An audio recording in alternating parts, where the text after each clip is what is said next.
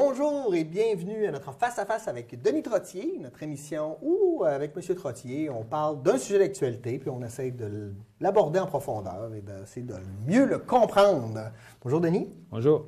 Cette semaine, on va parler de gouvernance. Bon, les gens vont dire, c'est quoi la gouvernance? Je te lance la question, Denis, c'est quoi la gouvernance? D'abord, je dirais que c'est une mode, là, parce que c'est un nouveau terme qu'on pourrait dire de temps en temps, là, on vient tanner de parler, mais dans le fond, c'est tout simplement de bien gérer, de bien gouverner.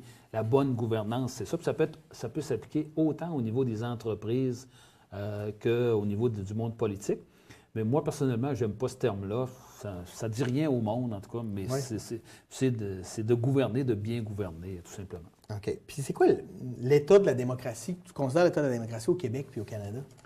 Bien, c'est sûr que si on se compare avec d'autres pays, on peut trouver que c'est intéressant, mais de manière générale, on peut penser qu'il n'y a pas eu de grande modernisation qui s'est faite. T'sais, si on regarde, par exemple, l'évolution qu'on a connue au point de vue technologique, là, si on regarde, par exemple, si on part, mettons, des 50 dernières années, il y a eu toute une révolution. Mais en termes de politique, c'est absolument rien passé, ou à peu près rien passé dans la modernisation. C'est que les changements qu'il y a eu depuis 1867, parce que notre système au Canada, il base du Canada de 1867, deux changements, en gros, là, qui ont eu une certaine importance. On a rabaissé l'âge de vote de 21 ans à 18 ans dans les années 60. Puis on a aussi aboli l'ancien Sénat, le Conseil législatif au Québec puis dans les autres provinces. Mais à part de ça, c'est resté tel quel. Ça fait que là, quand on regarde un système qui était bâti en 1867, qu'on est rendu en 2015, ça peut arriver qu'il y a du monde qui trouve qu'il y a des affaires qui sont dépassées là-dedans. Oui. Puis je pense qu'on aurait besoin d'une petite cure de rajeunissement parce que ça ne suit pas, comme on dit. On est comme déphasé par rapport. La manière de faire de la politique reste pareille, mais en même temps, on est tellement rendu ailleurs. Aussi. C'est quoi, selon toi, les lacunes de notre mode de scrutin? Puis comment on peut y remédier? Parce qu'on sait ici qu'ils sont uninominal à un tour, on vote, puis après ça, ben, lui qui a plus de voix gagne. Bien, d'abord, je pense qu'il faut redonner confiance aux gens par rapport au monde politique, là. Puis ça, c'est une grosse tâche, là, puis ça se fera pas facilement. Puis il y a une partie du monde des médias qui va falloir qu'ils soient impliqués là-dedans. Puis les citoyens aussi, là, tu sais. Puis présentement, ce que j'entends assez souvent, la politique, c'est juste de la merde. Ça fait que là, les gens se convainquent que moi, je m'en mêle pas, c'est juste de la merde. T'sais. Moi, je suis pas un merdeux. T'sais. Moi, je m'occupe des vraies affaires, je ne m'occuperai pas de ça. Ça, c'est pas beau, c'est pas propre, etc. Mais c'est quoi qui remplace la politique si tu trouves que c'est pas bon? La démocratie, c'est pas parfait. Puis, comme disait René Lévesque, la démocratie, c'est un horizon qui recule au fur et à mesure qu'on l'approche. Ça veut dire que des fois, on peut améliorer des affaires, mais ça va reculer parce qu'il faut soit toujours en constante évolution. Est-ce qu'il y a des affaires qu'on devrait changer? C'est sûr. Par exemple, comme là, il y a des gens qui parlent depuis longtemps, depuis 40 ans, du vote proportionnel. Bon, je pense que ça, le vote proportionnel, c'est l'idée que si tu as 10 du vote, d'avoir 10 des députés, puis 20 des députés, c'est sûr que ça améliorerait notre démocratie, mais ça ne règle pas tous les problèmes. Moi, j'ai vu des pays, j'ai discuté avec des députés là, dans des rencontres là, en Belgique, en France, qui ont le proportionnel, puis ils continuent de se chicaner comme on voit les chicanes d'aujourd'hui. Il faudrait que ça soit accompagné d'autres choses. Par exemple, on dit on fait le vote proportionnel, mais tu devrais avoir proportionnellement aussi les ministres. Parce que puis là, à ce moment-là, que tout le monde devrait fonctionner ensemble, parce que là tu as du monde qui, pendant 4 ans, disent on est bon, on vote oui pendant 4 ans, puis tu en as d'autres qui disent ils sont pas bons, puis ils votent non pendant 4 ans. Ça, ce bout-là, je pense que le monde sont pas mal tannés de ça. Puis, je pense qu'on a le choix. C'est soit qu'on rénove notre système politique, puis que là, on redonne confiance aux citoyens, ou soit que les citoyens s'en éloignent de plus en plus, puis là, c'est inquiétant parce que là, il peut arriver n'importe quoi.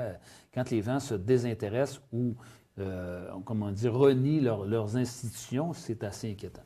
Moi, j'ai hâte de voir ça, moi, en politique, un député qui fait « Vous avez une très bonne idée, je vous appuie. » Bon, moi, je l'ai fait dans certains projets, etc. Là, bon, puis je pense qu'il faut diminuer la partisanerie.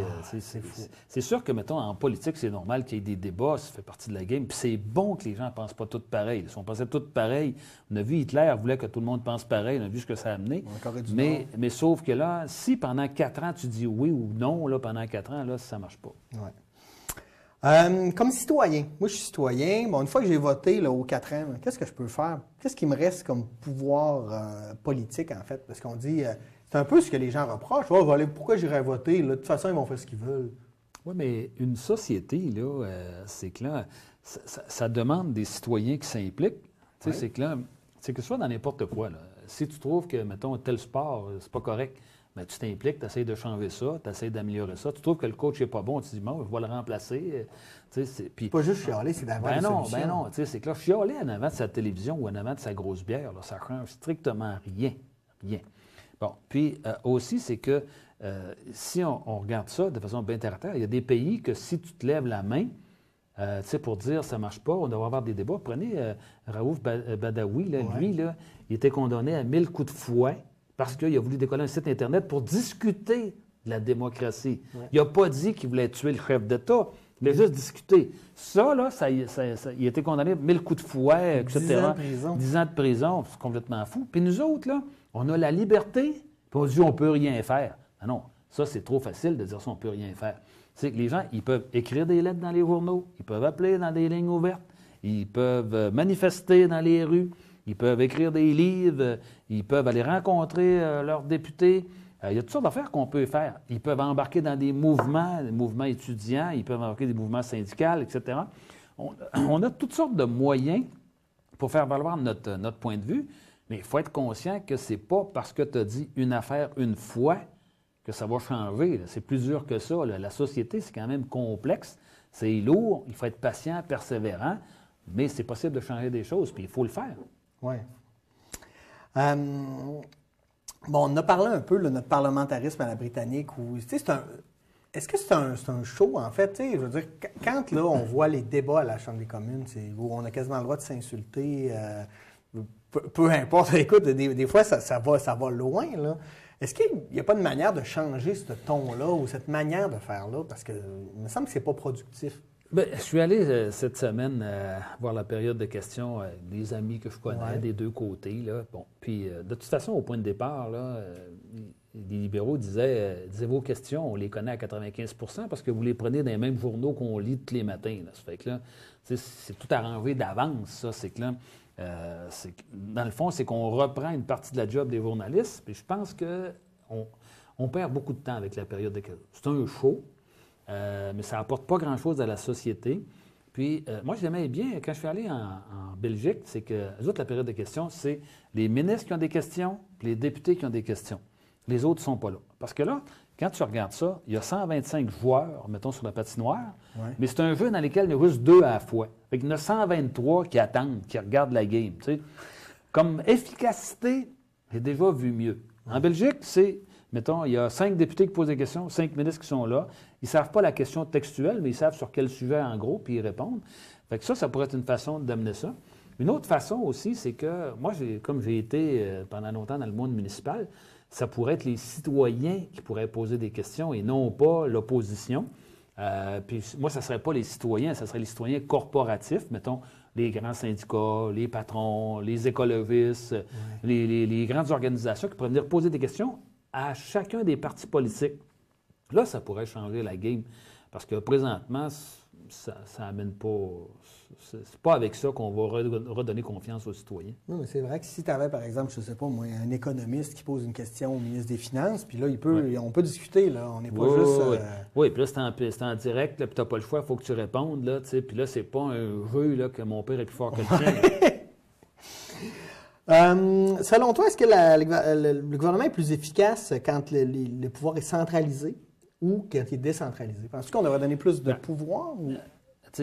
On peut pas dire que tout doit être décentralisé ou tout doit être centralisé. Ça dépend des éléments. Il y a des éléments qui, je pense qu'il faut qu'il y ait une personne qui décide à une place.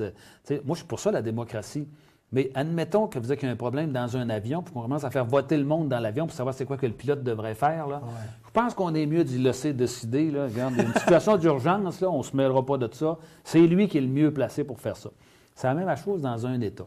Moi, je pense que dans un État, il devrait y avoir des normes nationales qui devraient être faites au niveau de l'environnement, au niveau de l'éducation, pour éviter que si on décentralise, que, mettons, des gens, soit pour ménager ou soit par manque de connaissances ou de culture, pour dire, nous autres, l'école, à 10 ans, tu peux arrêter ça.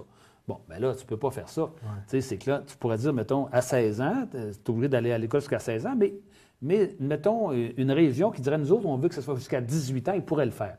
Ils pourraient faire mieux. On peut bonifier. Ils pourraient bonifier. Tu sais, mais ça, c'est une façon de gérer ça. L'autre élément, c'est que moi, je suis allé en rencontrer, entre autres en Europe, il y a beaucoup d'organisations sur les régions, sur les municipalités. Tout, ils avaient fait une étude, entre autres, puis ils disaient que les pays qui étaient les plus décentralisés sont ceux qui ont les meilleures performances au niveau économique. Fait que c'est pas juste une question politique, ça va aussi dans l'économie, parce que dans le fond, si les gens sont plus près de la ressource, ils peuvent prendre des meilleures décisions. Tu sais, c'est que là, ils peuvent voir les problèmes, puis ils sont plus en mesure de les régler. Tu sais, c'est que là, c'est comme dans n'importe quoi. Là. Celui qui est dans le problème, bien, il faut qu'il fasse quelque chose. Lui, il faut qu'il se déguédine, comme on dit. Ça fait que là, c'est que, semble-t-il que plus tu décentralises, bien, plus tu as des chances de performer au niveau économique. Ça fait que ça, c'était quand même très intéressant. Mais décentraliser, mais aussi donner les budgets pour que pour être capable de faire fonctionner la décentralisation. Ben oui, ça, c'est sûr que ça, on l'a vu malheureusement, là, c'est que quand les gouverneurs commencent à avoir des problèmes, là, ils décentralisent, ils refilent ça aux autres, mais ils vont donner la moitié du budget. Là, ça ne peut pas marcher. Là c'est quelque chose qui ne fonctionne pas. Puis on l'a vu dans nos MRC, entre autres avec les bails de villégiature, c'est que là, ils envoient, puis là, la MRC, il faut qu'elle retourne la moitié de la facture au gouvernement, qui lui fait plus rien. Il fait juste ramasser. Ça, c'est pas de la décentralisation, c'est se débarrasser d'un problème. Mais je pense qu'on a du chemin à faire avec ça. Puis décentraliser, là, René Lévesque disait que ça, c'est faire confiance aux gens qui sont dans la situation, comme de quoi ils sont capables de régler leurs propres problèmes. C'est un acte de confiance, la décentralisation. Moi, je suis pour ça, à mort, comme on dit. Puis trouves-tu qu'au Québec, le pouvoir politique est trop à Québec et à Montréal, puis que les régions sont un peu laissées pour compte? On le voit dernièrement, entre autres. Mais, il faut être conscient que c'est sûr que présentement, là, à l'heure actuelle, il y a vraiment une centralisation extrêmement importante. Pourquoi? Parce qu'entre autres, les gens du Parti libéral, ce pas des mauvaises personnes, mais la plupart de leurs députés et de leurs ministres, ils sont à Montréal. Eux autres, là, la réalité régionale, ils ne la voient pas, ils ne rencontrent pas les... Moi, je rencontrais les citoyens des régions à l'épicerie, au dépanneur, n'importe quoi, mais eux autres, ils rencontrent du monde à Montréal. Puis le poids politique, il est à Montréal puis à Québec. Là. Le nombre de députés, le nombre de sièges, il est là. Ça fait que là, c'est sûr qu'il y a une tendance. Nous autres, au Parti québécois, on était plus régionalistes, pas parce qu'on était plus fins, mais parce que la plupart de nos députés venaient des régions. Ça fait que là, ça change la dynamique. L'autre élément, c'est que à l'heure actuelle, là, il y a beaucoup de monde qui vivent de l'État dans ces grandes villes-là. J'ai ramassé là, un document qui est sur les plus grands employeurs dans la ville de Québec. À Québec, sur les 50 plus gros employeurs, il y en a 35 que c'est le gouvernement. Ouais. Ça veut dire ça, puis j'ai calculé, sur 150 000 jobs, il y en a près de 110 000 que c'est le gouvernement, dans les 50 plus gros employeurs, puis 40 000 c'est l'entreprise privée. Nous autres, c'est le contraire. Nous autres, c'est pas comme ça. Nous autres, c'est que la plupart de nos jobs sont privés, puis il y en a du public, mais pas tant que ça. Fait que là, ça marche pas, ça, là. Moi, je pense que les grandes villes bénéficient beaucoup plus de l'appui de l'État que des villes comme nous autres, puis il faut changer ça, notamment par la décentralisation. Parce que c'est pas normal qu'il y ait 2000 fonctionnaires au ministère des Ressources naturelles à Québec qui s'occupent de la forêt, puis 171 au Saguenay-Lac-Saint-Jean. Ça devrait être l'inverse. C'est vrai que c'est absurde. Qu'est-ce que tu penses de la disparition de la Conférence régionale des élus? C'était pas parfait. Mais ça prend un lieu de rencontre. Là. Ça ne se peut pas qu'une région n'ait pas besoin de concertation, de se parler sur des dossiers. Puis il y a des dossiers qui sont régionaux. Tu sais, c'est que là, il y a des éléments, mettons, qui peuvent se gérer peut-être par MRC, mais on le voit. C'est par exemple comme toute la question des matières résiduelles, ça a été géré Lac-Saint-Jean. Ça aurait pu être géré Saguenay-Lac-Saint-Jean, peut-être que Jean Trembert aurait voulu embarquer, mais ça n'a pas été le cas. Ça aurait pu se gérer. Par exemple, comme si on se fait une politique sur l'immigration, on va-tu faire une politique par village? Il y a des entités à un moment donné qu'il faut que ça se discute régionalement. Puis là, on le voit, là, mettons, comme là, la santé, ça va être rendu région. Là, nous autres, là, comment est-ce qu'on va gérer ça? Il y a comme quelque chose qui ne marche pas. On est en train de régionaliser certaines décisions, puis on démange nos formules politiques. On va avoir des problèmes avec ça. Là. Il va y avoir... puis en plus aussi, c'est que... Moi, je suis pour ça, la décentralisation, mais quand arrive le temps de séparer l'argent, puis là, ça va prendre des budgets régionaux, tout le monde va dire, bien moi, je garde ça pour ma municipalité parce qu'on manque d'argent.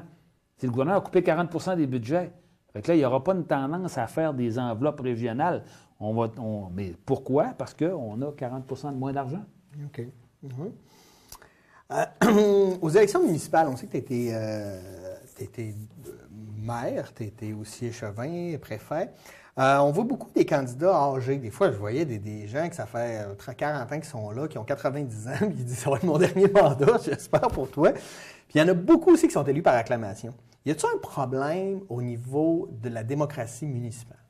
Bien, le premier problème, c'est que dans certaines municipalités, il n'y a presque plus de jeunes.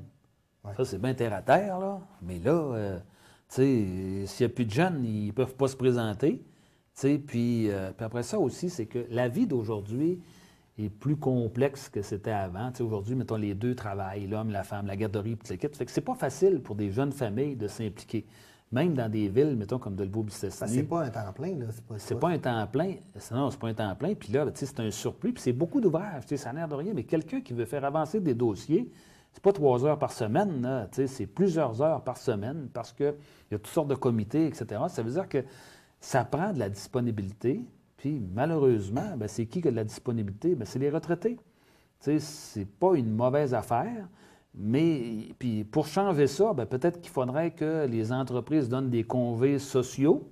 Mais là, pour une grande entreprise, c'est plus facile, mais pour une petite entreprise, pas très intéressant de dégager son employé. C'est qui paye? Est-ce que c'est l'État qui devrait payer pour ça? Mais il y a un problème, mais la solution n'est pas facile. Tu sais, c'est que là, mais il y a un problème. Oui, ça, c'est clair. Pourquoi c'est important d'aller voter pour toi? Bien, d'abord, comme on dit, si tu ne t'occupes pas de ta société, c'est la société qui s'occupe de toi. Puis à un bon moment, tu peux t'apercevoir que ça ne marche pas pantoute comme tu aurais voulu. Parce qu'il y a du monde qui ont voté à ta place, entre guillemets. Et toi, tu sais, puis comme disait Edmond Burke, là, c'est que pour que le mal s'installe, il suffit que les bons ne fassent rien. Ça veut dire que, tu sais, si tu laisses les autres décider, puis qu'eux autres, ils ne vont pas dans le sens que ce que tu voudrais faire, ça ne marche pas, là. C'est clair, ça peut être inquiétant. Puis je pense que Puis moi, ce qui me choque, là, c'est d'entendre des fois du monde qui dit « Oh, j'ai pas le temps. J'ai pas le temps. » Allez voter une fois par année, prends 15 minutes. Moi, je connais du monde... Une fois par année, t'es généreux. Une fois par 4 ans, tu sais. Ouais. Moi, je connais du monde, là, que pour s'acheter une télévision de 400$, ils vont fouiller sur Internet des heures et des heures, vont faire le tour des magasins, ils vont négocier. Quand ça arrive le temps de décider de l'avenir de leur ville ou de leur pays, ils n'ont pas 10 minutes à mettre là-dessus. Il y en a qui ne s'occupent pas des vraies affaires. C'est que là, on est dans une société dans laquelle la consommation est extrêmement importante, puis l'implication est comme dévalorisée, mais là, c'est l'avenir de ton pays, c'est l'avenir de ta ville, c'est de l'avenir de ta région. Il faut mettre du temps là-dedans, là. Sinon, ça veut dire que il y a quelque chose d'essentiel qu'on a oublié à quelque part. On devrait-tu mettre le vote obligatoire? Il y a des pays que ça existe, plusieurs pays. Puis il y a des pays, mettons que si tu ne veux pas voter, bien, quand tu fais ton rapport d'impôt, ça te coûte 50$. Il y a une pénalité qui est faite à ça. Moi, je suis plus ou moins d'accord avec ça. Je pense qu'il faudrait sensibiliser les gens à l'importance, rendre la politique plus intéressante aussi. Peut-être que là, s'il y avait des enjeux plus intéressants, puis c'est sûr aussi que dépendant des enjeux, quand est-ce qu'il y a eu le plus de monde qui est allé voter au Québec? C'est lors du dernier référendum de 1995, parce que là, il y avait un enjeu. Là, est-ce qu'on se sépare du Canada? Ça fait que c'est sûr que plus l'enjeu est grand, plus il y a des chances que le monde aille voter. Peut-être qu'on devrait mettre des enjeux plus souvent. Ça inciterait les gens à aller voter. Peut-être aussi qu'on devrait mettre en place des initiatives référendaires aussi de temps en temps pour décider au niveau municipal. Là, oui. En Suisse, là, les municipalités, ils font des référendums de toutes sortes d'affaires. Là. Puis aux États-Unis, la même chose. Là. Comme entre autres, comme là, je disais que l'Alaska, ils ont décidé là, qu'ils vont permettre d'avoir la possession du pot. C'est une bonne affaire ou pas? Ben, en tout cas, ils ont décidé ça, eux autres. Là, par référendum. Par référendum. Puis ça a été fait dans d'autres pays. Puis il y en a que ça peut être sur d'autres choses. Ça peut être des projets à caractère économique, social, écologique.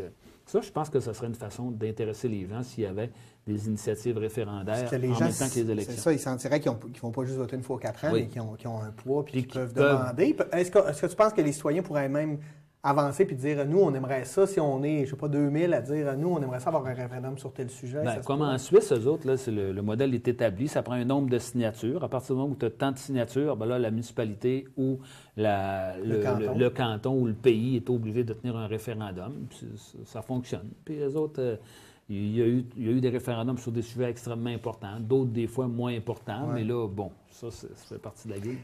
Le droit de vote à 16 ans, est-ce que c'est une bonne idée? Oui, c'est une bonne idée. Moi, je suis persuadé que c'est une bonne idée. D'abord, c'est que plus on commence à s'intéresser à la politique jeune, plus on a des chances de s'intéresser. Puis ça, c'est éprouvé que plus tu retardes, là, moins que tu as d'intérêt pour ça. Puis aussi, c'est que si on faisait le droit de vote à 16 ans, ça obligerait le milieu secondaire à avoir une formation sur la politique pour qu'on puisse développer une culture politique. Malheureusement, on n'a pas de culture politique. Tu sais, c'est que là, ceux qui se préoccupent de la politique, c'est ceux que leurs parents s'en préoccupaient. Mais si tes parents s'en occupent pas, tu n'es pas au courant de ça, toi, tu penses que ça ne donne rien, c'est du temps perdu. Alors que s'il y avait le droit de vote à 16 ans, dans les écoles secondaires, il y aurait des débats.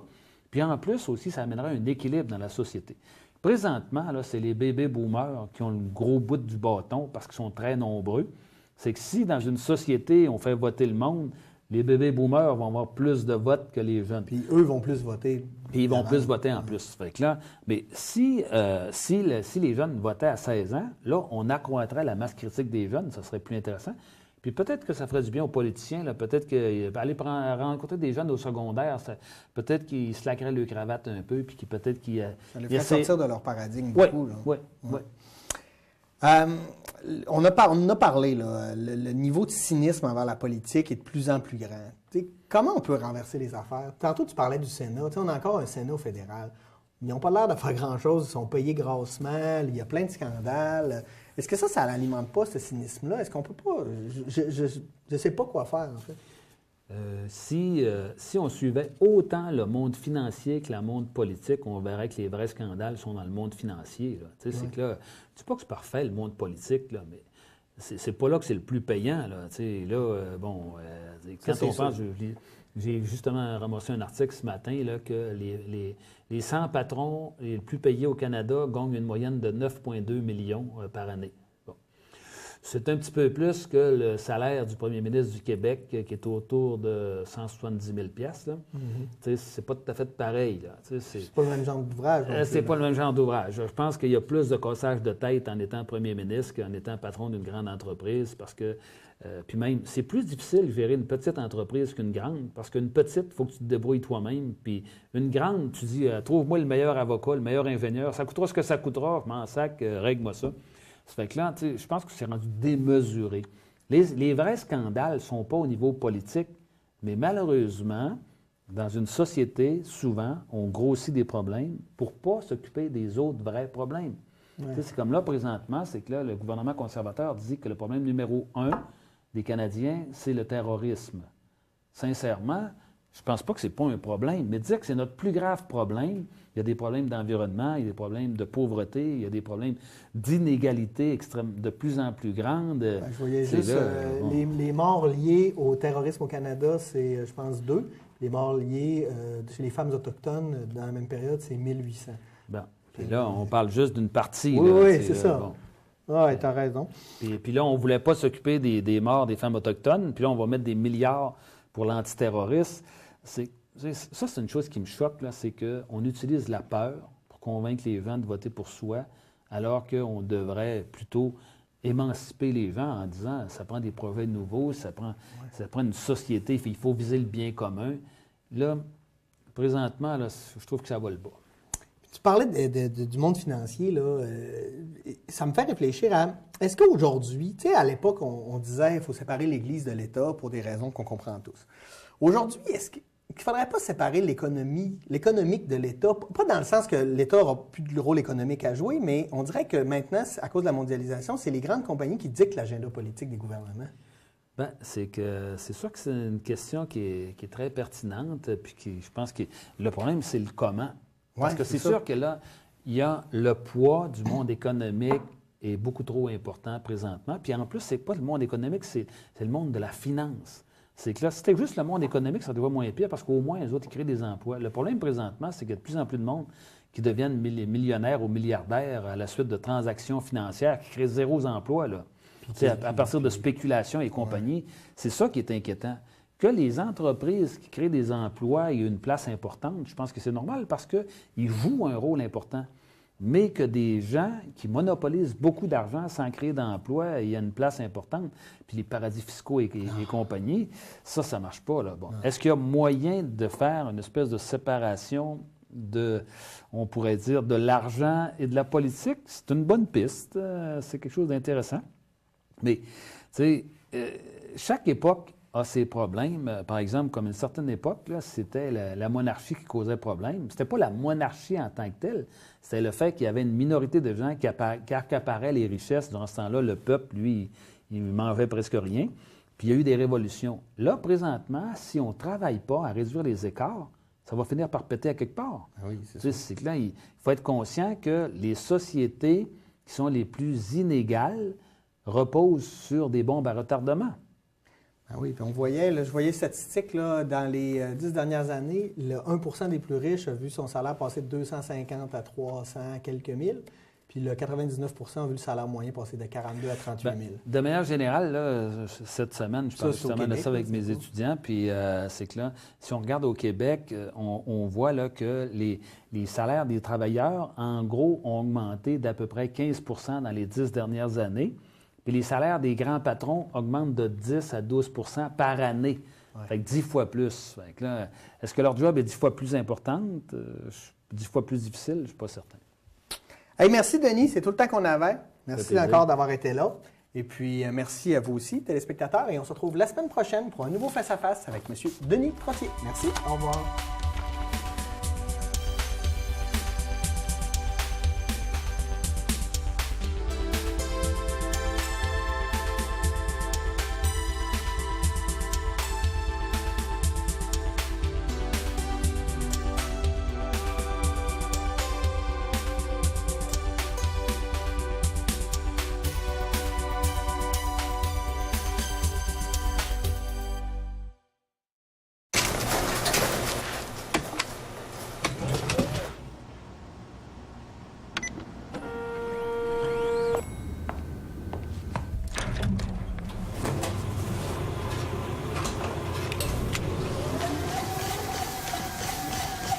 Dans la vie, il y a des machines qu'on contrôle et des machines qu'on ne contrôle pas.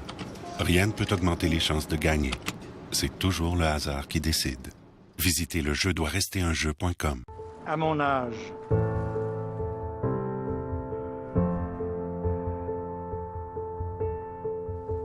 personne n'est à l'abri de perdre son emploi. Personne n'est à l'abri d'avoir une maladie. Personne n'est à l'abri de tout perdre. Personne n'est à l'abri de l'indifférence et de l'itinérance. C'est grâce à l'appui de tous que j'ai pu m'en sortir.